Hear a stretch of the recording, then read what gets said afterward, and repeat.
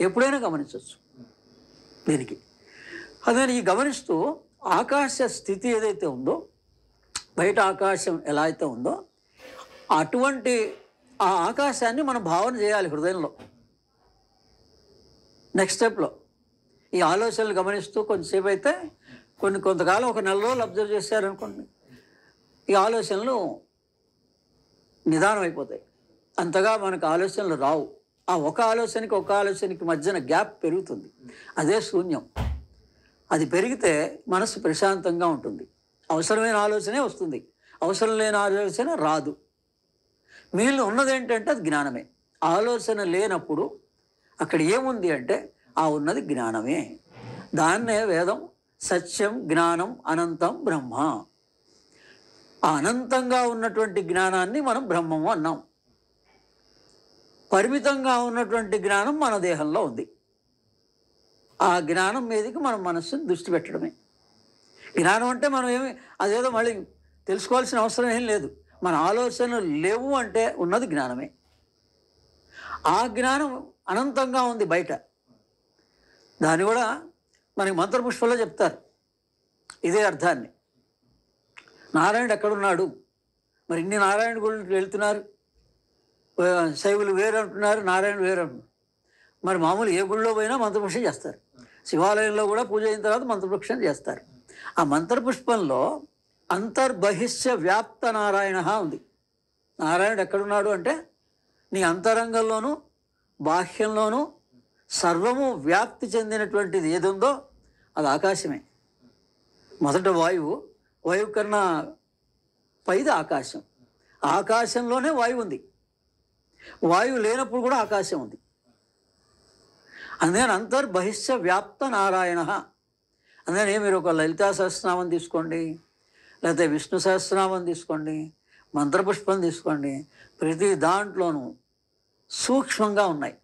అంటే ఈ స్థూలమైన అర్థము, వ్యాకరణపూర్వకమైన అర్థము కాకుండా స్థూల, సూక్ష్మ, సూక్ష్మతర, సూక్ష్మతమ 4 లెవెల్స్లో ప్రతి మనిషికి భగవంతుడు జ్ఞానాన్ని అందిస్తున్నాడు.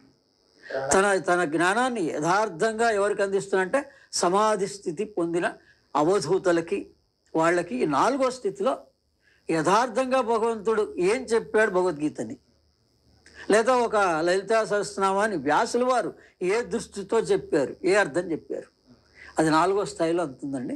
అందుకని ఒక్కొక్కళ్ళకి గురువులు అనేటివి మన వరకు మనం కింది లెవెల్లో ఉన్నాం కాబట్టి ఎవరికి ఎంతెంత జ్ఞానం అందిందో, ఏ లెవెల్లో అందిందో, అందుకని అధాతో బ్రహ్మ జిజ్ఞాస. ఎప్పుడూ మనిషికి భగవంతుని తెలుసుకోవాలి అనే కోరిక ఉంచుకోవాలి.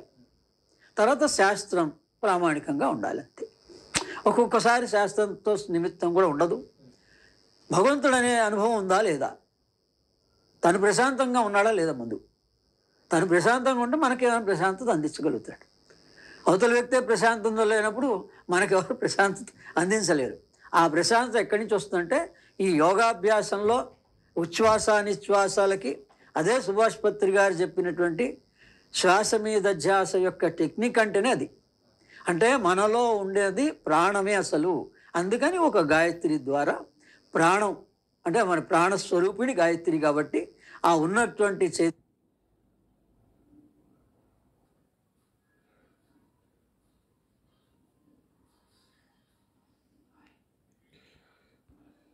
చైతన్యం ఒక శక్తి అని భావించి ఆ శక్తిని మీరు ఏ పేరునన్నా పిలవండి, ఆ లోపల ఉన్న శక్తిని మీరు ప్రార్థన చేస్తే మన ప్రాణం, అది సూర్యుడినైనా ప్రార్థించవచ్చు. అందుకని ఇంకో విషయం, భగవద్గీతలో ఇక్కడేమో 2 మార్గాలని చెప్పారు కదా, జ్ఞాన మార్గం, యోగ మార్గం. మళ్ళీ అడిగాడు అర్జునుడు, నువ్వు కొంచెంసేపు జ్ఞాన మార్గం గొప్పదని చెప్పావు, మళ్ళీ తర్వాత కర్మ మార్గం గొప్పదని చెప్పావు, మరి నేను ఇప్పుడు యుద్ధం మానేసి ఆ జ్ఞాన మార్గంలోకి వెళ్ళిపోతా, మరి ఏది గొప్పదని అడిగాడు. అందుకనే అన్నాడు, ఈ రెండింటిని అస్సలు మూలంగా ఈ మొత్తం యోగాభ్యాసం అంతా కూడా ఒకటే యోగంగా చెప్పాను. ఆ ఒక యోగంలోని భాగాలే ఈ 2. మీ ఇష్టం ఏ మార్గంలో ఆచరించినా ఉన్నది సత్యమే. ఆ సత్యమే నేను. అంతర్వాణి అంటారు. ఆ లోపల ఉన్నటువంటిది ఏది ఉందో ఆ తెలుసుకోవడం కోసమే ఇన్ని మార్గాలు. అందుకని యోగం అంటే ఏంటంటే మొత్తం ఇన్ని రకాల కర్మ, భక్తి, జ్ఞాన, యోగా అని భగవద్గీతలో 4 చెప్తే నానా రకాలుగా బయట ఈ రోజున అయినాయి. కానీ వీటన్నిటికీ మూలం ఎక్కడుందంటే మళ్ళీ భగవద్గీతలోనే 4వ అధ్యాయంలో జ్ఞానయోగంలో ఆయన మొదటి శ్లోకంలోనే చెప్పాడు. ఇమం వివస్వతే యోగం ప్రోక్తవాన్ అనే శ్లోకంలో ముగ్గురు పేర్లు చెప్తాడు ఆయన. ఈ మొట్టమొదటి ఈ యోగాన్ని నేను వివస్వంతుడికి ఇచ్చాను, సూర్యుడికి ఇచ్చానని చెప్తాడు. వివస్వంతుడి పేరుంటుంది. వివస్వంతుడి తర్వాత మనువుకి అందింది, మనువు తర్వాత ఇక్ష్వాకుకి అందింది. ఈ ముగ్గురు పేర్లు చెప్పి సాక్షాత్ పరమాత్మ సర్వవేద సారాంశాన్ని, సర్వ ఉపనిషత్ సారాంశాన్ని, సర్వ యోగ సారాంశాన్ని ఒకే మాటలో ఒకే శ్లోకంలో చెప్పేశాడు. అందుకని ఆత్మనాకాశ సంభూత, ఆకాశాద్ వాయు, వాయోరగ్ని, అగ్నో ఆపః, ఆపహో పృథ్వీ, పృథ్వో ఔషధ, ఔషధో అన్నాత్, అన్నాత్ పురుష. అంటే పురుషుడు అంటే జీవిగా మనం ఆవిర్భవించడానికి పైన ఇన్ని అంతస్తులు ఉన్నాయి. అక్కడి నుంచి కింది దాకా ఆ చైతన్యం జీవుడిలో ప్రవేశించింది. తిరిగి ఈ జీవులు మళ్ళీ ఖనిజాలుగా, జంతువులుగా, వృక్షాలుగా, మానవులుగా 4 అంతస్తులు 84 లక్షల జీవరాశులుగా వచ్చిన తర్వాత అంత ఉత్తమోత్తమైనటువంటి మానవ జన్మను ఎత్తాక మళ్ళీ ఇంకా అధోగతిలో పాలు కాకుండా మనని మనం ఉద్ధరించుకోని చెప్పాడు ఆయన. మనం ఏం చేస్తున్నాం అంటే ఏదో సంస్థను ఉద్ధరించాలని, లేకపోతే శిష్యులను ఉద్ధరించాలని, లేకపోతే సంసారాన్ని ఉద్ధరించాలని, వ్యవస్థను ఉద్ధరించాలని, ఇవన్నీ మనం చేస్తున్నావు కావు. ఒక శక్తి నడిపిస్తోంది. జనరల్ మేనేజరే ఉంటాడు, పోనీ హెడ్ ఆఫ్ ది పర్సన్. ఆయన అనుకోవచ్చు నేనే నడిపిస్తున్నానని. ఆయన లేకపోయినా ఆయన నడిపోయిన తర్వాత కూడా నడుస్తూనే ఉంది కదా. అంటే అది ఒక వ్యవస్థ, ఒక శక్తి నడిపిస్తోంది ఈ యావత్ ప్రపంచాన్ని. అందుకని ఈ శక్తి ఇన్ని విభాగాలుగా పోయింది. అందుకని మనం తిరిగి మనలో ఉన్నటువంటి ఆ శక్తే ప్రాణశక్తి. మనలో ఉన్నది శక్తి అంటే ప్రాణశక్తి అండి. జ్ఞానాన్ని మన మనస్సు ద్వారా, మనస్సులను ఆలోచనల్ని నియంత్రించడం ద్వారా జ్ఞానాన్ని పొందవచ్చు. ఈ రెండు కలిసి మళ్ళీ ఒకటే పరమాత్మ నుంచి మనస్సు ప్రాణంగా విడిపడిపోయినాయి. దాన్నే యోగ మార్గం అన్నారు, దాన్నే జ్ఞాన మార్గం అన్నారు. అందుకని అక్కడ వివస్వంతుడికి అని అన్నప్పుడు రహస్యం ఉంది. దాన్ని కూడా ఏ గ్రంథాల్లో కూడా అంత వివరంగా చెప్పలేదు. ఎక్కిరాల కృష్ణమాచారి గారి మందర గీతలో ఆయన వివరం చెప్పడం జరిగింది. వివస్వంతుడు అంటే ఈ ఆత్మన ఆకాశ సంభూత, మొట్టమొదట పరమాత్మ ఆకాశాన్ని సృష్టించాడు. ఆ ఆకాశం ఆకాశంగానే ఉంది. ఆ ఆకాశంలో ఉన్నటువంటి నేను అనేటువంటి భావాన్ని సూర్యుడిలో నేను ప్రవేశపెట్టాను అన్నాడు. అది మొట్టమొదటి యోగం. ఆ సూర్యుడిలో ప్రవేశించబెట్టినప్పుడు అది వివస్వంతుడు. ఆ నేను, సూర్యుడిలో ఉన్న నేనుని వివస్వంతుడు అంటారు. మళ్ళీ సూర్యుడికి మనస్సు ఉంటుంది కదా. మరి సూర్యుడు అని ఎప్పుడైతే అన్నామో దానికో మనస్సు ఉంటుంది. ఆ వివస్వంతుడు సూర్యుని యొక్క మనస్సు మనువు. మన మనువు అంటే అనేక అర్థాలు ఉన్నాయండి. మనువు అంటే సూర్యుని యొక్క మనస్సు, అంత స్పష్టంగా ఉంది. మనం ఆ సూర్యుని యొక్క మనస్సును పట్టుకుంటే మనకు కూడా జ్ఞానం వస్తుంది. అందుకని ఆ మనువు మళ్ళీ ఎవరికి అందించాడు? సూర్య వంశంలో మొట్టమొదటి రాజైన ఇక్ష్వాకుకి అందించాడు. అది తర్వాత కాలంలో ఈ రోజున అప్పుడు రాజులు అన్నారండి, ఇప్పుడు చీఫ్ మినిస్టర్లో, ప్రైమ్ మినిస్టర్లో అనుకోవచ్చు, అంతే కదా, పేర్లు మారే అంతే. కానీ వీళ్ళకి మొట్టమొదట గురువుల ద్వారా మన సనాతన ధర్మ ప్రకారంగా వాళ్ళకి ఆత్మజ్ఞానం వచ్చేది అనమాట. అంటే ఈ వ్యవస్థను ఎలా నడిపించాలి అన్నటువంటిది ఆత్మజ్ఞానం ఉంటేనే సాధ్యం. అంటే సవ్యంగా జరుగుతుంది. అష్టాంగ యోగ మార్గంలో ఇప్పుడు మనం ప్రాణాయామం దాకా వచ్చాం గురుగారు. నెక్స్ట్ మనం చెప్పుకో తర్వాతవి ఈ క్రియాయోగం అనేటువంటిది బాబాజీ మహారాజ్ ద్వారా ఎందుకు వచ్చిందంటే ఈ 8 విభాగాలైన అష్టాంగ యోగాన్ని సింప్లిఫై చేసి 4 స్టెప్స్లో డైరెక్ట్ ప్రాణాయామం నుంచే, ఎప్పుడైతే ఈ యమనియమ సెల్ఫ్ డిసిప్లిన్ ఎవరికి వాళ్ళు పాటించాలి. ఆసన గురించి చెప్పాం కదా. అందుకనే ఆ అర్థం వాళ్ళకి ముందే అవగాహన అయిపోయి ఉంటుంది. అందుకని డైరెక్ట్ ప్రాణాయామం నుంచే మొదలవుతుంది. ప్రాణాయామ, ప్రత్యాహార, ధారణ, ధ్యానం ఒక step. First step of Kriya Yoga. Second step of క్రియాయోగాకి దీంట్లోనే ప్రాణాయామం మాత్రం అన్నిటికీ కామన్గా ఉంటుంది. ప్రత్యాహారం కూడా దాటిపోయి దాన్ని కూడా ధారణ, ధ్యాన, సమాధి ప్రాణాయామ, ధారణ, ధ్యాన, సమాధి. ప్రత్యాహారం అంటే ఇంద్రియ నిగ్రహం అండి, అంతే. ఇంద్రియ నిగ్రహాన్ని ప్రత్యాహారం అంటారు. అది ఆటోమేటిక్గానే మనకి అలవాటు అయిపోతే ఇంకా దాని గురించి మనం ప్రత్యేకంగా ప్రయత్నించాల్సిన పని లేదు. ప్రాణాయామం అంటే డైరెక్ట్ చెప్పాం కదా, సతిన్ ఉచ్ఛ్వాస నిశ్వాసయో గతి విచ్ఛేద ప్రాణాయామ.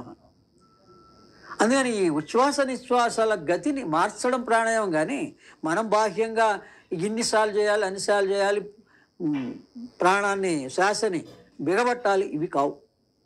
అసలు రహస్యం అది కాదు. ఇప్పుడు క్రియాయోగంలో రెండో స్టెప్కి ప్రాణాయామము, ఇవన్నీ గురుముఖత, శ్రద్ధగా. ఇప్పుడు నేనే మా గురువుల ద్వారా 2 నెలలు శ్రద్ధగా వాళ్ళు చెప్పింది నేను ఆచరించా.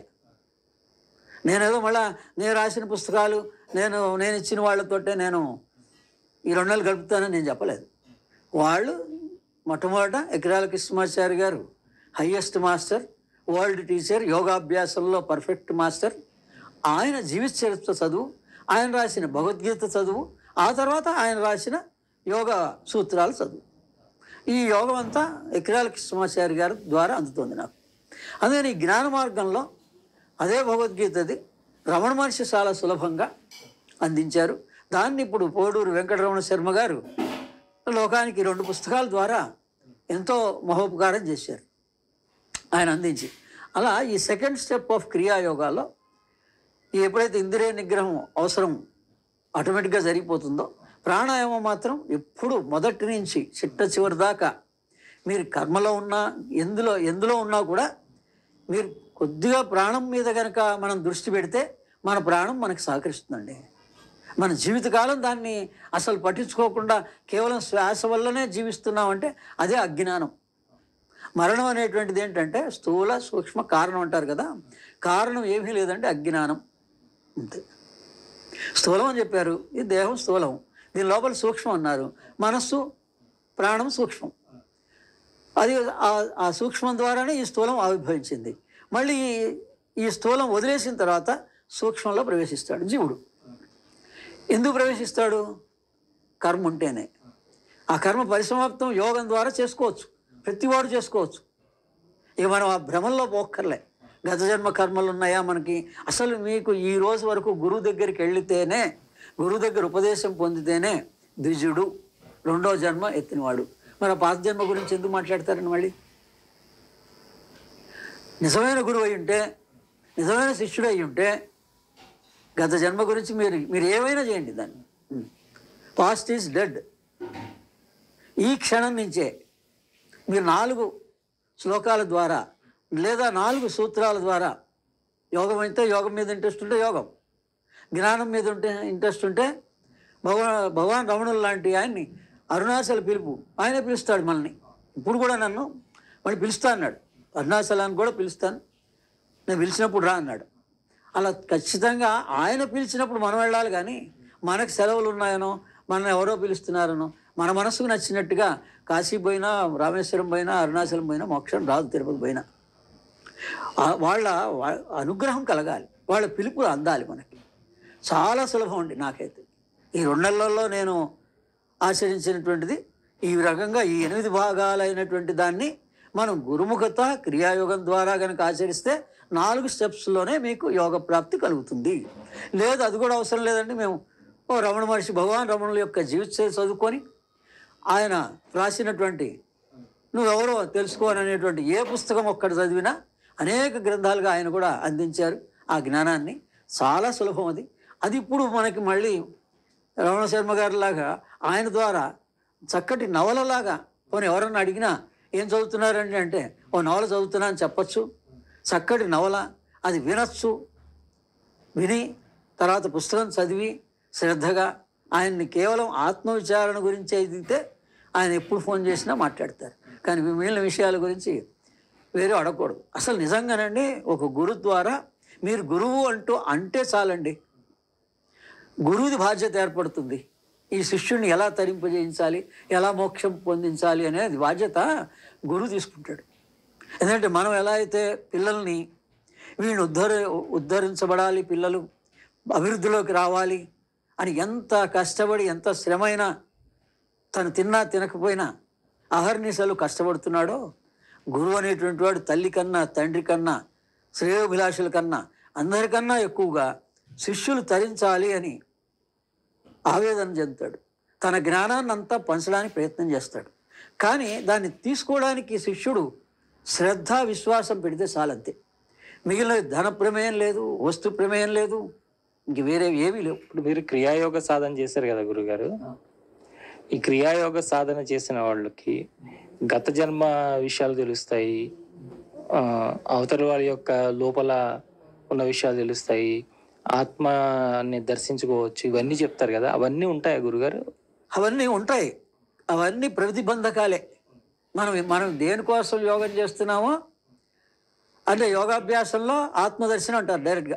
అంటే మీకు క్రియాయోగం మీరు చేస్తున్న సమయంలో, క్రియాయోగం చేసేటప్పుడు మధ్యలో ఇటువంటి ఆలోచనలు కానీ, ఆ మనస్సు కోరికలు కానీ ఉంటాయి.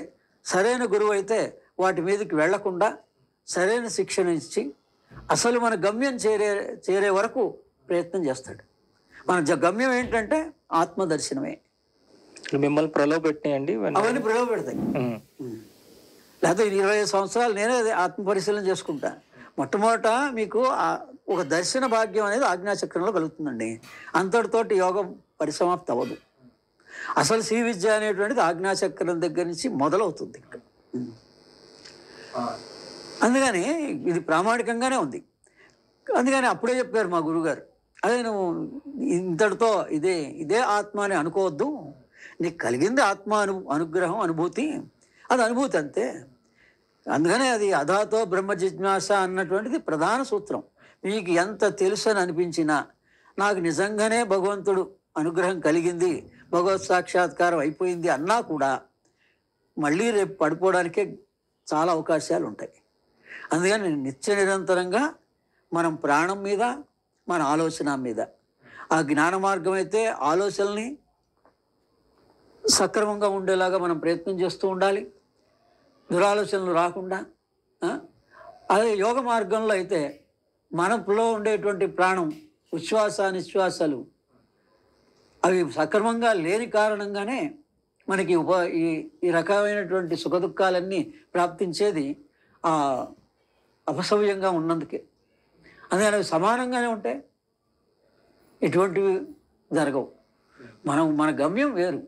మనం ఏది మొదట అనుకున్నామో ఆ గురు ద్వారా మనం ఏం ఆశించామో ఆ మార్గంలో ఉంటే ఈ ధనాపేక్ష కానీ, వస్తువుల మీద కానీ, వ్యవస్థ మీద కానీ, ఈ మూడిటి గురించి దృష్టి లేదండి.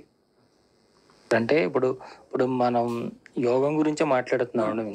ఈ యోగంలో ఇప్పుడు మీరు గత 2 మాసాల నుంచి కూడా ఎన్నో రకాల, అంటే ఇంతకుముందు మీరు ఆల్రెడీ ఇదే యోగంలో ఉండి క్రియాయోగ మీరు అందరికి దీక్షలు ఇస్తూ కూడా ఇంత మళ్ళా ఇంకా మరింతగా మిమ్మల్ని మీరు తీర్చిదిద్దుకోవడానికి, అసలైన మార్గాన్ని కనుక్కోవడానికి మీరు చాలా ప్రయత్నం చేశారు. అది ఆ భాగంలో భాగంగా మిమ్మల్ని ఎకిరాల కృష్ణమాచార్యుల గారు, అలాగే రామలు, మన పోడూరు వెంకటరమణ శర్మ గారు, ఇట్లా ఎంతో మంది మిమ్మల్ని కృషి చేశారు. అవునండి. ఇప్పుడు మీకేమనిపిస్తుందండి? అంటే మీరు పరిపూర్ణంగా మనం దాన్ని సాధించామనిపిస్తుందా, ఇంకా ఏదైనా ఉందనిపిస్తుందండి మీరు తెలుసుకోవాల్సింది? 6 అవధూతల్ని దర్శనం చేసుకున్నానని చెప్పా. 2 గుంటూరులో, 2 ఖమ్మంలో. భద్రయ్య గారు, అచ్చయ్య గురుడు, వాళ్ళిద్దరు సమాధి దగ్గరికి వెళ్ళాం. శ్రీశైలం వెళ్ళేటప్పుడు 2 సమాధుల దగ్గర నుంచి నాకు సూచన అందింది. ఒకళ్ళు సుభాష్ పత్రి గారు, రెండో వాళ్ళు సారంగధర మఠంలో ఉన్నటువంటి సమాధి స్థితి పొందినటువంటి గురువు. అందుకని మనకేంటంటే అక్కడ పోయి ధ్యానం చేస్తే వాళ్ళ దర్శనం, ఈ 6 ఎందుకు దర్శనం ఇచ్చారు అని నేను కూడా పరిశీలించాను. మనలో 6 చక్రాలు ఉన్నాయండి. ఈ 6 చక్రాలు శుద్ధి చేయగలిగినటువంటి వాళ్ళు ప్రస్తుతం యోగ మార్గంలో ఎవరు లేరు. ఏ గురువులు కూడా మన చక్రాలను శుద్ధి చేయగలిగిన వాళ్ళు లేరని ప్రామాణికంగా మారళ్ళ రామకృష్ణ గారు సోల్ అండ్ ఇట్స్ మెకానిజం అనే పుస్తకము, ఇంకా అనేక పుస్తకాల్లో, అంటే ఆయన అనేక సార్లు ఆ విషయం ప్రామాణికంగా చెప్పడం జరిగింది. అసలు యోగ మార్గంలో ఇప్పుడు చాలామందికి ఆత్మదర్శనం కలిగిందన్న తర్వాత కూడా మళ్ళీ బాడీ కాంప్లికేషన్స్ ఎందుకు వస్తున్నాయి? అనేక రకాలుగా అందుకని మన చక్రశుద్ధి మనమే చేసుకోవాలి. అది మనకి అంత తేలిగ్గా అవ్వదు. ఆ పని మాత్రం కేవలం అవధూతలే మన కర్మ ప్రారంధాన్ని కానీ మన చక్రశుద్ధి కానీ చేయగల సర్వసమర్థులు. మామూలుగా మనుషులుగా ఉన్నటువంటి వాళ్ళు వాళ్ళ సంసారమే వాళ్ళకుంది, వాళ్ళ బాధ్యతే వాళ్ళకుంది. దాంతోటే వాళ్ళు సతమతం అవుతున్నారు. ఎందుకంటే ఈ కలియుగం అంత తపస్సు చేయగలిగినటువంటి వాళ్ళు ఎవరు లేరు. కాబట్టి వాళ్ళు అవధూతలైతే వాటికి అన్నిటికీ అతీతులు వాళ్ళు. అందుకని వాళ్ళకి అసలు ఈ యోగ మార్గంలో ఎవరన్నా వస్తే చాలా సంతోషం. అందుకని నాకు ఒకవేళ శుద్ధి ఎంత శుద్ధి కలిగిందని మన మనస్సు అనుకున్నా ఈ ఆరుటిని వాళ్ళు 6 అవధూతలు దర్శనమిచ్చి నేను వాళ్ళ ద్వారా ఏం కోరలేదు.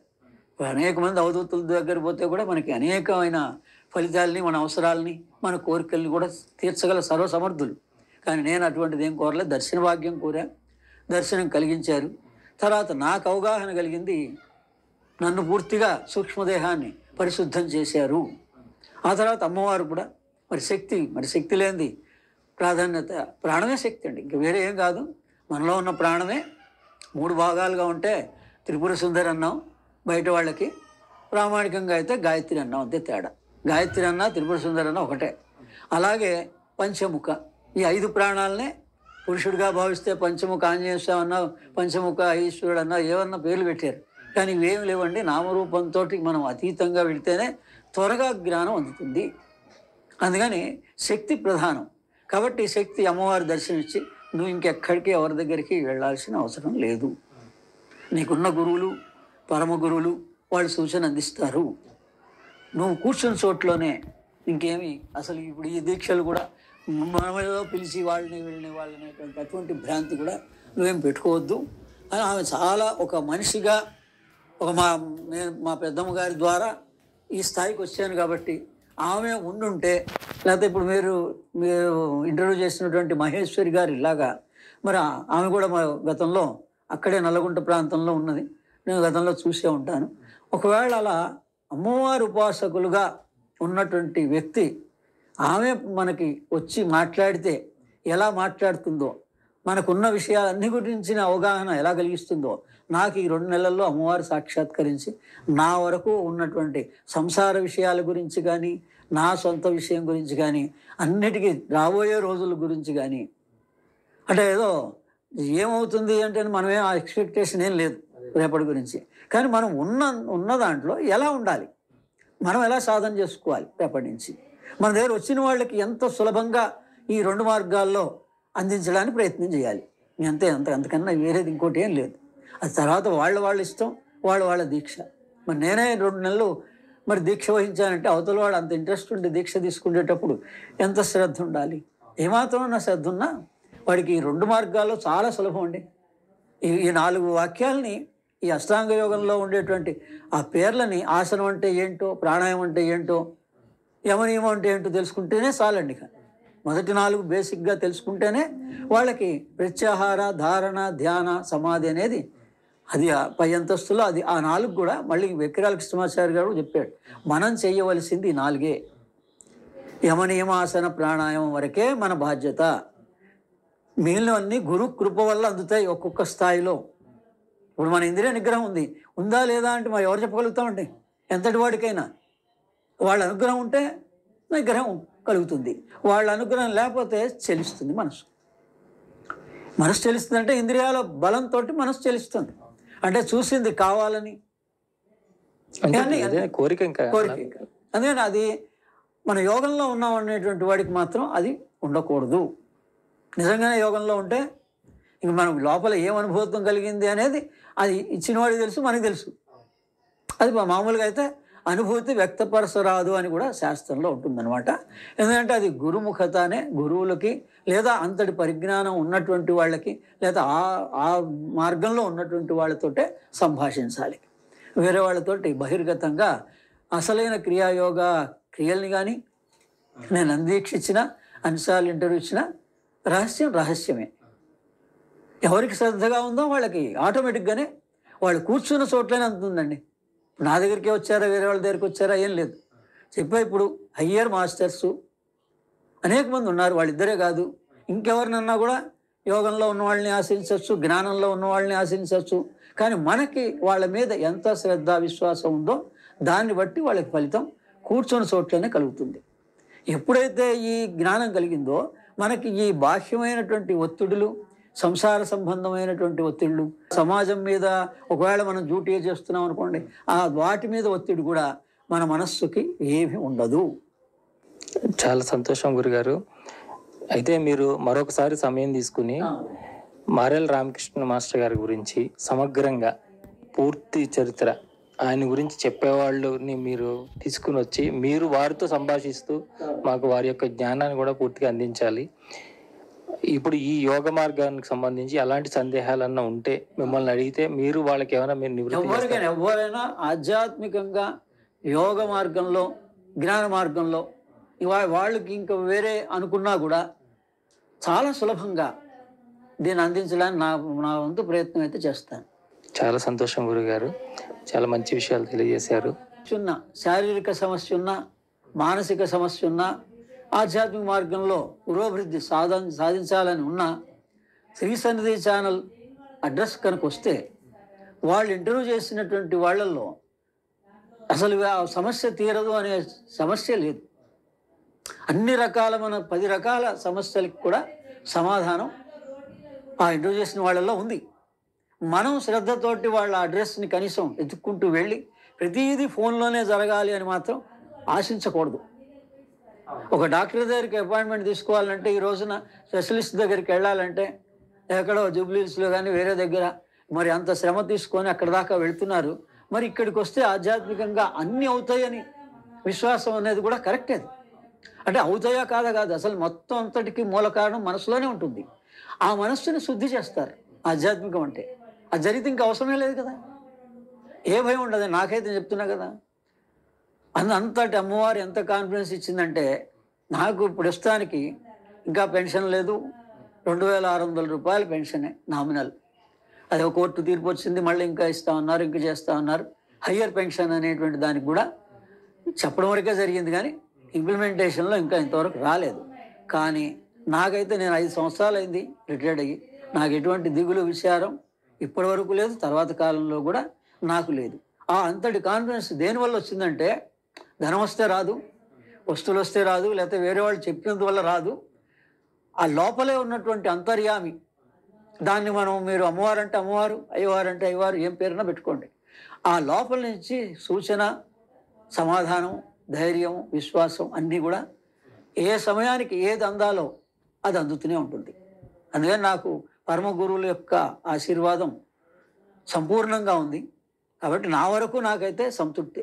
ఇంకోళ్ళ దగ్గరికి అంటే వెళ్ళాల్సిన అవసరం లేదు. కానీ మనం ఎంతైనా మనం చాలా తక్కువ వాళ్ళమే, మనకన్నా అనుభవం పొందిన వాళ్ళు ఉంటారు. కాబట్టి వాళ్ళని ఆశ్రయించి వాళ్ళ అనుభవాలని మనం పొందొచ్చు.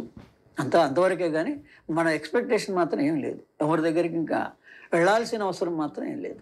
ఇలాగే ముందు ముందు కూడా అనేక విషయాల మీద మీరు మన ఛానల్కి వీడియోలు ఇస్తూ వారికి జ్ఞానాన్ని అందిస్తూ ఉండాలని కోరుకుంటున్నామండి. థ్యాంక్ యూ వెరీ మచ్ గురుగారు. హరి ఓం తత్సత్.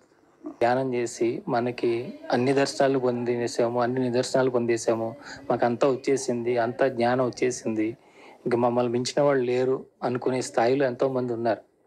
కాస్త అక్కడి నుంచి మనం ఒక చూడగలిగితే గనక, దిగి చూడగలిగితే గనక, ఒక క్రియాయోగిగా ఎంతోమంది క్రియాయోగ దీక్షలు ఇస్తున్నా కూడా ఇంకా ఆధ్యాత్మిక కాంక్ష, ఇంకా ఆధ్యాత్మిక పరిశోధన, ఇంకా తెలుసుకోవాల్సింది ఇంకా ఎంతో ఉంది అని నిరంతరం శ్రమిస్తూ వారికి ఫోనుల్లోనో నాకు ఏదో చెప్పండి అని అడగకుండా ఈయనే స్వయంగా గురువుగారు అక్కడ దాకా వెళ్ళడం, వారితో సత్సంగం చేయడం, అన్ని విషయాలు తెలుసుకోవడం, అన్ని చేసి అంత జ్ఞానాన్ని మళ్ళీ ఈరోజు మనందరికీ పంచుతూ మీరు కూడా ఈ మార్గంలో అన్ని విషయాలు తెలుసుకోండి, మరింతగా ముందుకు వెళ్ళండి అని తెలియజేస్తూ, ఆ గురువుగారు కోరుకునేది ఒకటే, ఎప్పుడైనా కూడా ఎవరైనా సరే మీకు ఎలాంటి సందేహాలున్నా తీర్చడానికి గురువులు ఎప్పుడు కూడా సిద్ధంగా ఉంటారు.